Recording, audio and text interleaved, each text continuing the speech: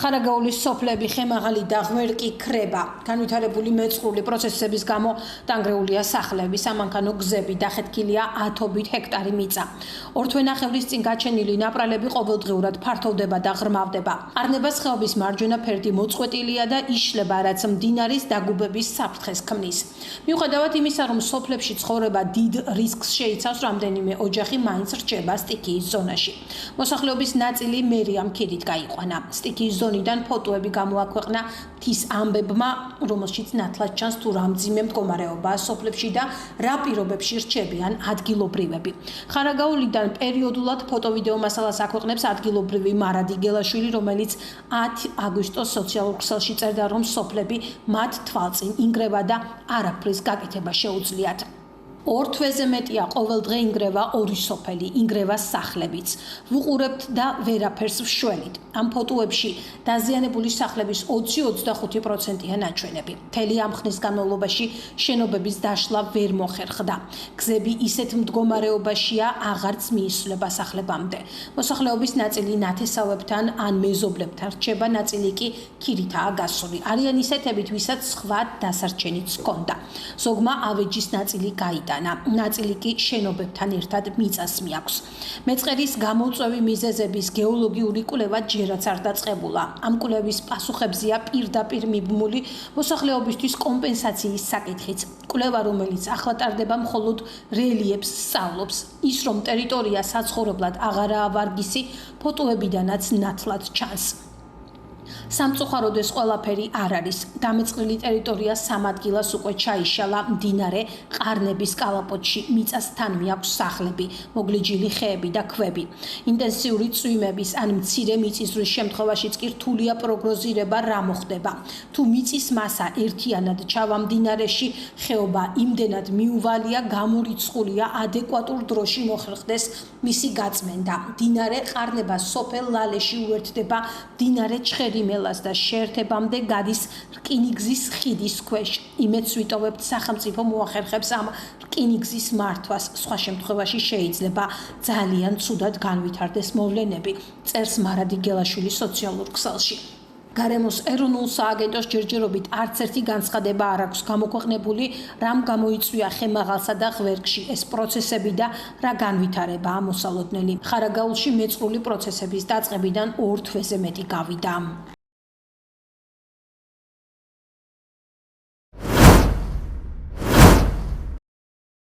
ჟურნალისტებზე ძალადობის გამოუძიებელი საქმეები სტრასბურგში გაიგზავნა. საქმე ეხება სხვადასხვა მედიაში დასაქმებულ 19 ჟურნალისტსა და ოპერატორს, რომლებიც 2023 წლის მარტში აქციებს აშუქებდნენ და გახდნენ ძალადობის მსხვერპლი, ძირითადად სამართალდამცველების მხრიდან. ჟურნალისტებს წაართვეს ტელეფონები, კამერები, ზოგიერთ მათგანს დასჭირდა ხანგრძლივი მკურნალობა. მედიის წარმომადგენლები 2 წლის განმავლობაში ცდილობდნენ მოეპოვებინათ დაზარალებულების სტატუსი, თუმცა უშედეგოდ. სწორედ იმის გამო, რომ მათ საქმეებზე გამოძიება სათანადოდ არ წარიმართა, ისინი სტრასბურგის სასამართლოს მიმართავენ და აქვთ მოლოდინი, რომ სწორედ იქ დადგინდება სიმართლე.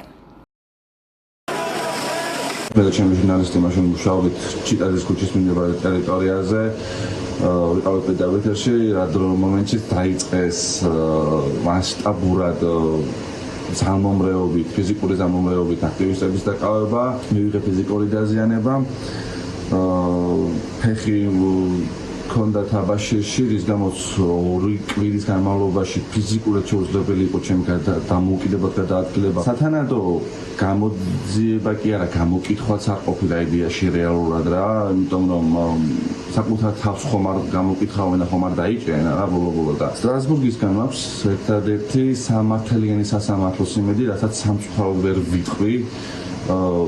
პროფესიულ საქმიანობაში ხელი შეგუშალეს მათ ძალადობით და შეურაცხყოფით. ჩემ შემთხვევაში ეს ეხება შავებში ჩასმული პირების მხრიდან ფიზიკურ და სიტყვიერ შეურაცხყოფას, გინებას და მიზანმიმართულ დისკრედიტაციას. ეს გადაიცემოდა პირდაპირ ეთერში, ამ ადამიანებს არ ჰქონდათ საიდენტიფიკაციო ნიშნები, თუმცა ამბობდნენ, რომ არიან პოლიციელები, თუმცა ამ ფაქტს რეაგირება არ მოჰყოლია, მიუხედავად იმისა, რომ სპეციალურმა საგამოძიებო სამსახურმა დაიწყო გამოძიება. სამწუხაროა, რომ სამართლიანობა ჩვენ ვერ აღვადგინეთ ჩვენი სასამართლოს პირობებში. რუსთაველის მეტროს უკან არის საცხოვრებელი ეზო ესე რომ ვთქვა და ამ ეზოში იყო ერთ-ერთი მოქალაქე, რომელიც თავს აფარებდა, რომ პოლიციელებს არ დაეკავებინათ და არ ეძალადათ მასზე. სწორედ ამ კადრებს ვიღებდით, რა დროსაც შეამჩნიეს პოლიციის წარმომადგენლებმა და ჩვენზეც დაიწყეს უკვე ფიზიკური ძალადობა. ცდილობდნენ, რომ კამერა წაერთვიათ, არ გადაგვეღო. 2 წელზე მეტი გავიდა ამ ინციდენტიდან, დაზარალებული სტატუსით 2 წლის შემდეგ მომანიჭეს. სისტემას არ სურს გაწიროს ის ადამიანები, რომლებიც ერთგულად ემორჩილებიან, ასრულებენ უკანონო დავალებებს, თორემ რეალურად ძალიან მარტივი იყო ამ საქმეზე. დაედგინათ იმ მოძალადე პოლიციელების იდენტიფიცირება. ხადია მთავარი აქცენტი სტრასბურგში გაკეთდება გამოხატვის თავისუფლების შეზღუდვაზე და იმ დარღვევებზე, რომელიც სახელმწიფომ ჩაიდინა, თუმცა ამავე დროს ჩვენ ცხადია შეკრებისა და გაერთიანების თავისუფლების ნაწილში სამართლიანი სასამართლოს და სამართლებრივი მექანიზმების, სწრაფი და ეფექტური მექანიზმების გამოყენების არარსებობის პირობებზე საქართველოში.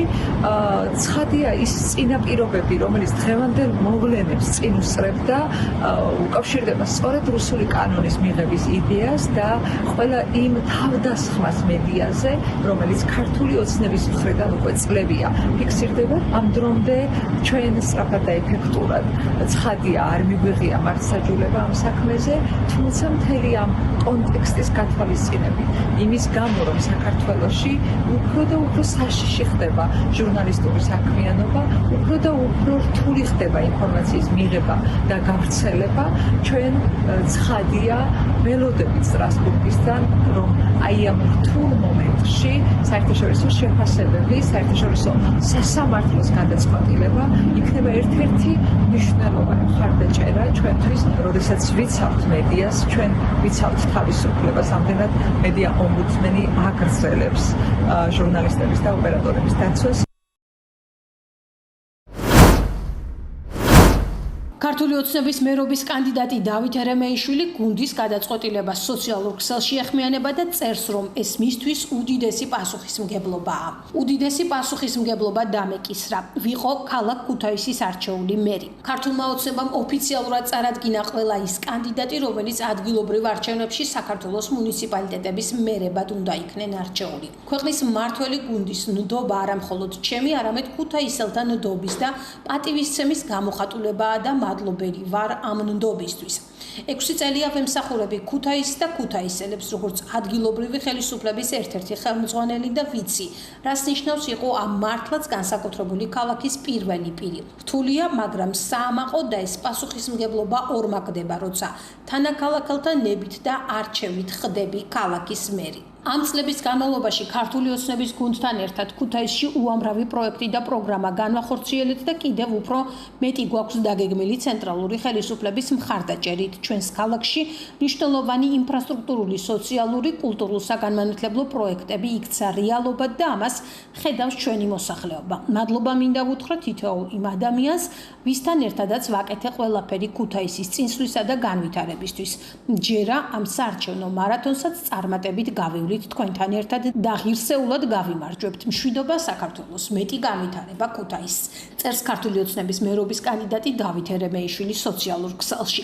ცნობისათვის ქართულმა ოცნებამ გუშინ რეგიონებში მერობის კანდიდატები წარადგინა. იმერეთის 12-დან 9 მუნიციპალიტეტში პარტიამ კანდიდატად მოქმედი მერი ან მერის მოვალეობის შემსრულებელი წარადგინა. 2 მუნიციპალიტეტში ბაღდადსა და ზესტაფონში მერობის კანდიდატებად წარდგენილი არიან საკრებულოს მოქმედი თავმჯდომარეები. 1 მუნიციპალიტეტში ტყიბულში კი ქართულმა ოცნებამ მერობის კანდიდატად პარტიული ორგანიზაციის თავმჯდომარე წარადგინა. ადგილობრივი თვითმმართველობის არჩევნები 2025 წლის 4 ოქტომბერსაა ჩანიშნული. ცესკოს ინფორმაციით არჩევნებში მონაწილეობისათვის 17 პარტია დარეგისტრირდა, მათ შორის არიან ლელო და გახარია საქართველოს პარტიები. საქართველოში 8 ოპოზიციური გაერთიანება ადგილობრივი თვითმმართველობის არჩევნებს ბოიკოტს უცხადებს. ოპოზიციის დიდი ნაწილი და სამოქალაქო სექტორი ხელახალი საპარლამენტო არჩევნების დანიშვნას მოითხოვს. ამ მოთხოვნით 250 დღეზე მეტია საქართველოში უწყვეტი საპროტესტო აქციები იმართება.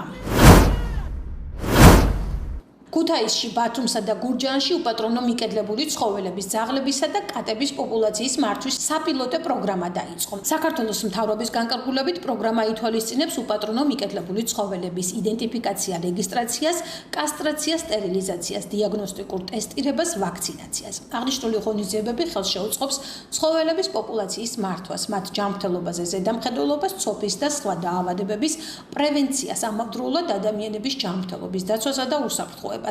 პროგრამა ადგილობრივი თვითმმართველობის ჩართულობით ხორციელდება. პროგრამის ფარგლებში განსაზღვრულია 9000 უპატრონო მიკედლებული ცხოველის ქუჩებიდან აყვანა და ადგილობრივი თვითმმართველობის მიერ განსაზღვრულ თავშესაფარში გადაყვანა შესაბამისი манипуляციების ჩასატარებლად.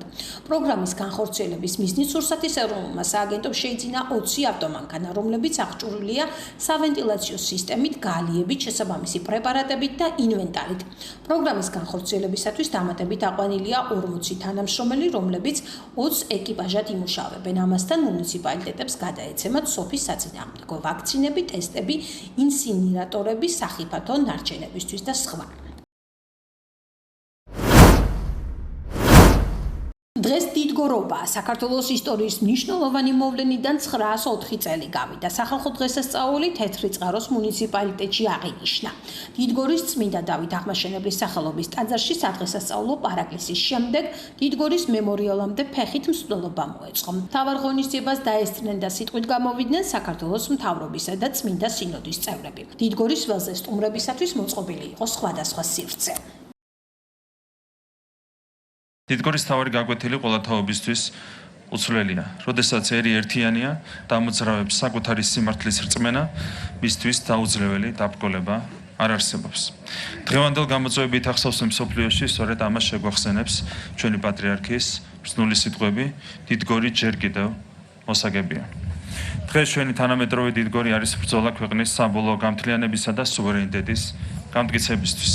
დღესაც გვიწევს უთანასწორო ბრძოლა ჩვენი ქვეყნის დამოუკიდებლობის გამტკიცებისთვის, ასევე ჩვენ გვიწევს ბრძოლა იმ ქრისტიანულ ფასეულობათა დასაცავად, რომელსაც არა მხოლოდ ჩვენი თვითყოფადობა, არამედ მთელი ევროპული ცივილიზაცია ტრადიციულად ეფუძნებოდა და ეფუძნება. ეს ბრძოლა მოითხოვს იმავე ერთობას, გონიერებას და სამშობლოს ერთგულებას, რაც 9 საუკუნის წინ ჩვენმა დიდმა წინაპრებმა გვიჩვენეს. დარწმუნებულია, რომ ჩვენი ერთიანობით და სულისკვეთებით ჩვენ აუცილებლად მივაღწევთ ჩვენს ისტორიულ მიზანს. როცა ერი ერთიანია, როცა ცხოვრობს ღვთის რწმენით, ლოცულობს, შრომობს და იბრძვის, გამარჯვება გარდაუვალია. რადგან ღვთის დიდი შეწევნა მოდის მაშინ, როდესაც ადამიანური ძალებით კეთდება ყველაფერი, რაც კი შესაძლებელია. სწორედ ამ სწორუპოვარმა გამარჯვებამ მოახდინა ისტორიული გარდატეხა და საქართველოს აქცია ანგარის გასაგზავ ქვეყნად, დამოუკიდებელ, ძლიერ და თვითყოფად სახელმწიფოდ. მეტიც, დღემდე დიდგორი არის ჩვენი ეროვნული ღირსებისა და სახელმწიფოებრივი იდენტობის საკვანძო ისტორიული მოვლენა. მინდა მთელ საქართველოს მიულოცო თვითონ სიტყვა მნიშვნელობა ხო დიდგორი, როგორც გორა, რა თქმა უნდა დიდი გორა, მაგრამ მეორე დიდი სიმბოლო, რომ დიდი გორის ხალხმა მოიგო ბაგრატიონებმა და სიმბოლურად დარჩა საქართველოში ამ გვარის ხალხი ყველა, რომ დიდი გორისანი და კიდევ სიმბოლურად დარჩა ის, რომ კიდევაც შეიძლება რომ ამ დიდგორზე გვეზეიმოს ჩვენ ის დიდგორი, რომელსაც დიდი გვარის სახელწოდება დაგვიტოვეს ჩვენ და დიდი ისტორია დაგვიტოვეს.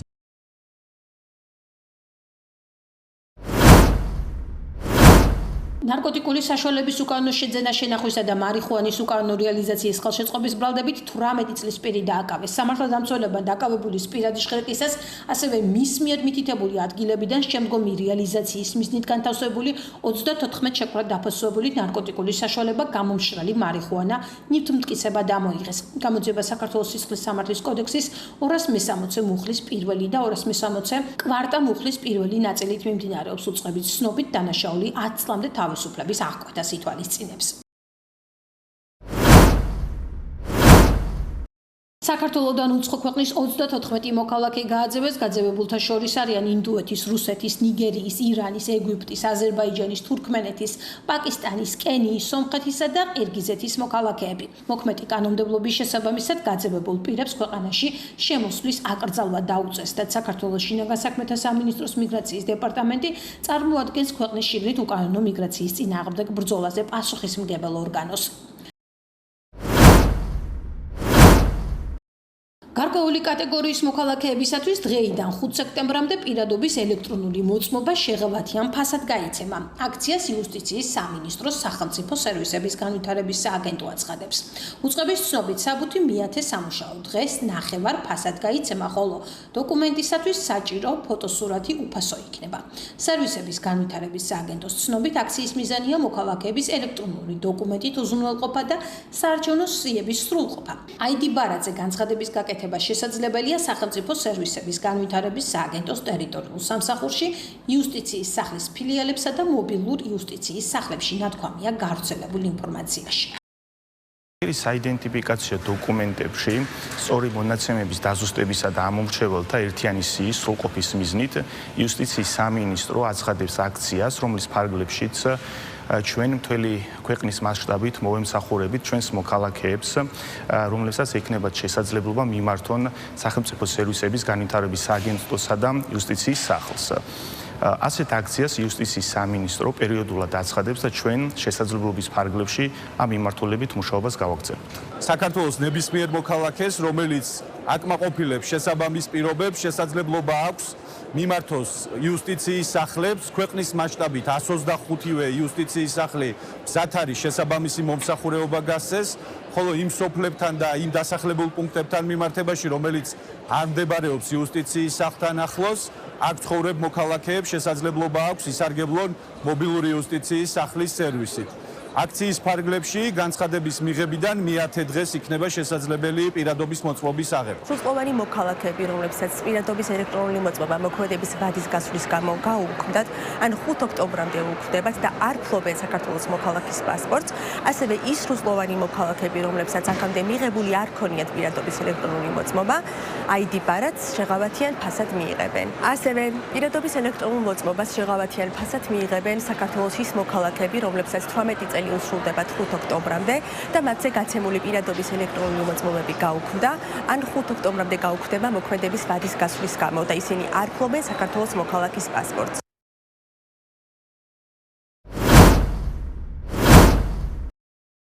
ტრამპისა და პუტინის ისტორიულ შეხვედრამდე სულ უფრო ცოტა დრო რჩება. ლიდერები ერთმანეთს 15 აგვისტოს ალიასკაზე უნდა შეხვდნენ. ამერიკის შეერთებული შტატების პრეზიდენტმა დონალდ ტრამპმა ერთ სახლში გამართულ ბრიფინგზე რუსეთის პრეზიდენტ ვლადიმერ პუტინთან მომავალ შეხვედრაზე ისაუბრა. მისი თქმით, პუტინს ამ ომის დასრულება სურს. ამერიკის შეერთებული შტატების პრეზიდენტმა იმედგაცრუება გამოთქვა იმის გამო, რომ პუტინთან შესანიშნავი საუბრის შემდეგ კიევში ან სხვა ქალაქებში რაკეტები ვარდებოდა. მისი თქმით, მნიშვნელოვანია, რომ რუსეთის პრეზიდენტი შეერთებულ შტატებში ჩადის.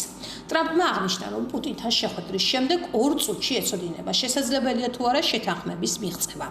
ტრამპისა და პუტინის მოლაპარაკებებს მთელი მსოფლიო დიდი ყურადღებით ელოდება. მე ვლადიმირ პუტინთან ვისაუბრებ და ვეთქვი, რომ ეს ომი უნდა დაასრულოს. მის ქვეყანაში ჩვენი ჩასვლის ნაცვლად რუსეთის პრეზიდენტი ჩვენს ქვეყანაში ჩამოდის. სავარაუდოდ პირველი 2 წუთის განმავლობაში ზუსტად მეცოდინება, შესაძლებელია თუ არა შეთანხმების მიღწევა. ეს არის ის, რასაც მე ვაკეთებ. მე შეთანხმებას ვაღწევ. გამოფრენისა შესაძლოა ოთახიდან გამოსვლის შემდეგაც კი მე ევროპელ ლიდერებს დაურეკავ, რომელთანაც კარგი ურთიერთობა მაქვს. მე ზელენსკისაც კარგად ვუგებ, მაგრამ არ ვეთანხმები იმას, რასაც აკეთებს. ეს ომი არასდროს უნდა მომხდარიყო, მაგრამ მე ზელენსკისთან ვისაუბრებ. შემდეგი შეხვედრა ზელენსკისა და პუტინს შორის, ან ზელენსკის პუტინს და ჩემ შორის იქნება. მე ვიქნები თუ დავჭირდები, მაგრამ სურს რომ ორ ლიდერ შორის შეხვედრა მოვაწყო. ვფიქრობ პუტინთან შეხვედრა კარგი იქნება, მაგრამ შეიძლება ცუდი იყოს. ცოტა იმედგაცრუებული დავრჩი, როცა ზელენსკი ამბობდა კონსტიტუციური თანხმობა უნდა მიიღო. მან ომისთვის და ყველას მოსაკლავად მიიღო თანხმობა, მაგრამ მიწების გასაცვლად თანხმობა სჭირდება, რადგან გარკვეული მიწების გაცვლა მოხდება. ორივესთვის, უკრაინისთვის და რუსეთისთვის კარგიც იქნება და ცუდიც. რუსებმა ძალიან მნიშვნელოვანი ტერიტორიები დაიკავეს. ვეცდებით ამ ტერიტორიების ნაწილი უკრაინას დავუბრუნოთ. დღეს დაზვერვისა და სამხედრო სარდლობის ანგარიში ჰქონდა იმის შესახებ, თუ რა მოლოდინი აქვს პუტინს და სინამდვილეში რისთვის ემზადება, კერძოდ სამხედრო მზადებასთან დაკავშირებით. ცალსახად ის ცეცხლის შეწყვეტისა და ომის დასრულებისთვის არ ემზადება. პუტინს სურს მხოლოდ ის, რომ ამერიკასთან შეხვედრა თავის პირად გამარჯვება წარმოაჩინოს და სხვა მხრივ იგივენაირად მოქმედება განაგრძოს როგორც უწინ. უკრაინაზე ზეწოლა განაგრძოს როგორც უწინ. არანაირი ნიშანი არ არსებობს იმისა, რომ რუსებმა ომის შემდგომი ვითარებისთვის მოსამზადებლად სიგნალები მიიღეს. თავიანთი ჯარები ისე გადაჰყავთ, რომ ახალი შეტევითი ოპერაციებისთვის ემზადებიან.